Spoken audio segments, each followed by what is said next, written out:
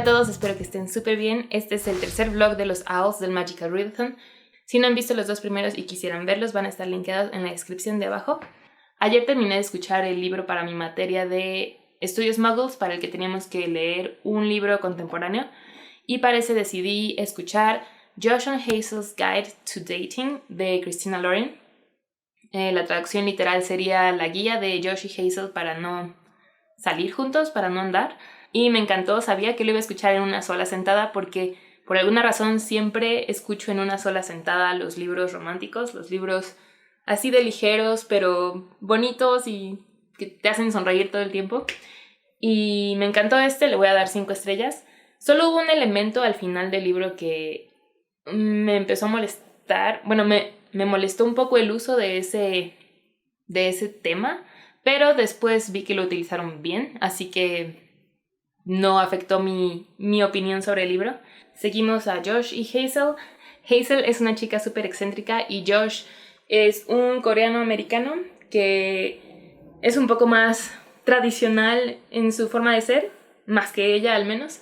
Ellos se conocen desde la universidad, pero el libro realmente comienza unos años después de la universidad, cuando se vuelven a encontrar y deciden ser mejores amigos, hasta que eso va evolucionando. Sin embargo, este libro está contado desde dos perspectivas, la de Hazel y la de Josh. Y como audiolibro se siente un poco extraño porque va saltando de capítulo en capítulo y de una voz femenina a una voz masculina. Y sí se siente un poco raro cuando cambias de escuchar la voz femenina en una voz femenina y la voz femenina en una voz masculina y viceversa. No sé si me explico, o sea, cuando la narradora de Hazel hace la voz de Josh, pues obviamente hace una voz masculina pero con su voz de mujer. La trata de hacer un poco más grave, pero pues no es una voz de hombre. Y cuando cambias al punto de vista de Josh, que sí es una voz de hombre, y él trata de hacer una voz de mujer, tampoco se escucha tan femenina, entonces eso se siente un poco extraño. Así que creo que recomendaría leerlo físico. Sin embargo, aún así disfruté el audiolibro.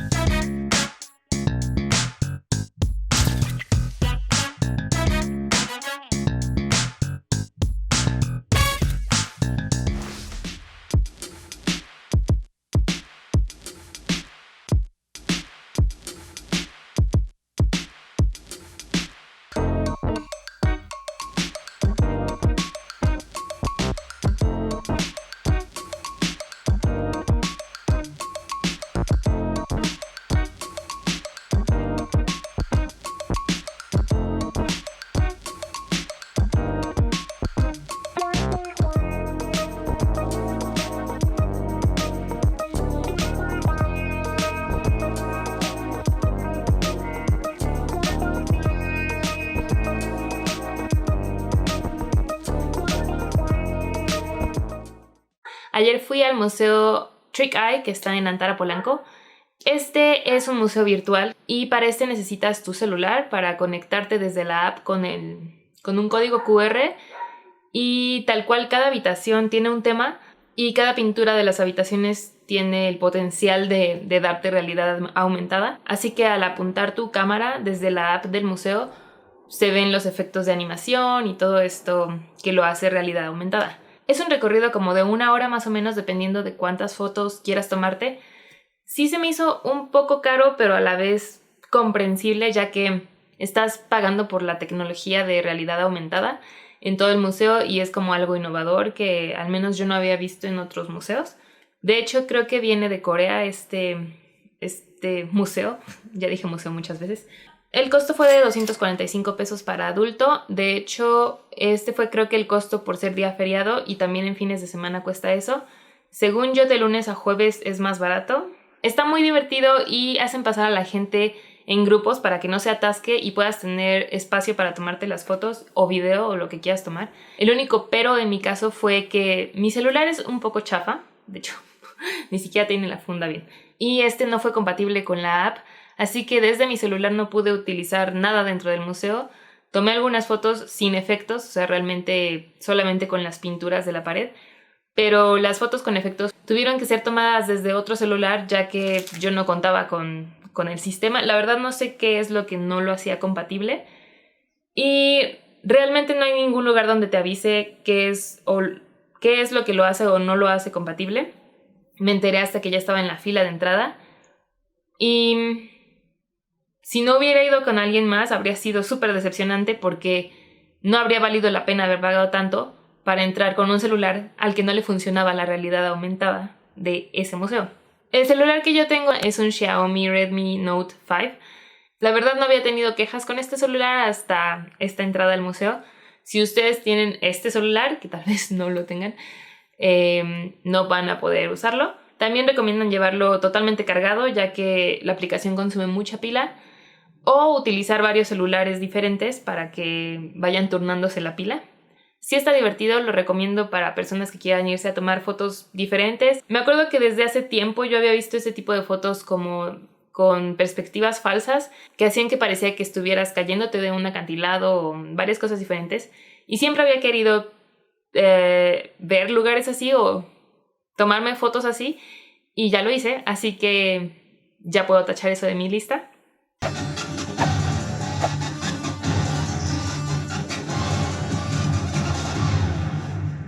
All right, let's do this one last time. My name is Peter Parker. Ya es domingo, ayer estuve tratando de ponerme al corriente con mi lectura conjunta de Morningstar porque mi compañera ya lo había terminado de leer y yo seguía me faltaban como 3/4 del libro, así que traté de apurarme y ya hoy en la mañana pude terminar de leerlo. Les había dicho que este era el tercero de una trilogía y sí es el tercero, pero no es una trilogía. Hasta el momento van 4 libros publicados y este año va a salir el quinto y al parecer van a haber todavía más, así que ¿o ya salió el quinto? Bueno, el punto es que van a ser varios en esta saga, no sé cuántos estén planeados para hacer, pero este fue el tercer libro. Y en estos tenemos la historia de cómo la humanidad se mudó de la Tierra hacia el resto de los planetas del sistema solar para seguir viviendo ahí y crear una sociedad a base de jerarquías por colores y asignándole a cada color un papel en la sociedad, desde los colores más bajos hasta los colores más altos y quién rige sobre cuál. Así que en esta historia seguimos a Darrow, quien pertenece a los colores más bajos, tratando de hacer un cambio en esta sociedad y de cierta forma liberar a los oprimidos. Toma un poco de tiempo adaptarse al ritmo que tienen estos libros, ya que en esta historia pasan muchísimas cosas al mismo tiempo, te avientan muchísima información que tiene que ser procesada rápido para que puedas pasar al siguiente punto. Y estos son libros como de 600 páginas. No los tengo físicamente, los he leído en Kindle, así que no tengo presente cuánto dura cada libro, pero siento que podrían ser libros que fueran de 1000 páginas por la cantidad de cosas que pasa en ellos. Y en este tercer libro se siente muchísimo el desarrollo que ha tenido el autor.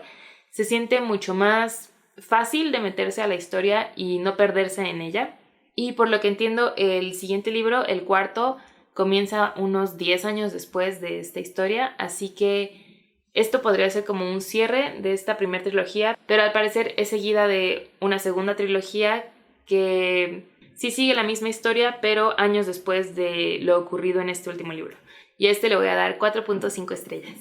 Y de mi otra lectura, que era para Defensa contra las Artes Obscuras, me quedé en pausa para poder terminar el libro de astronomía, Morningstar.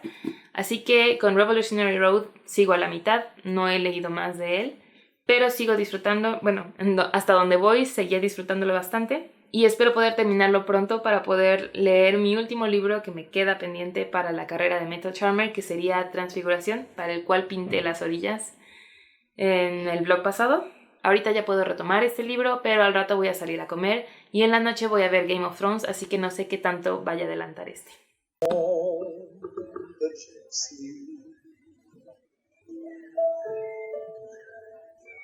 She can look in the future and drive away all your fears.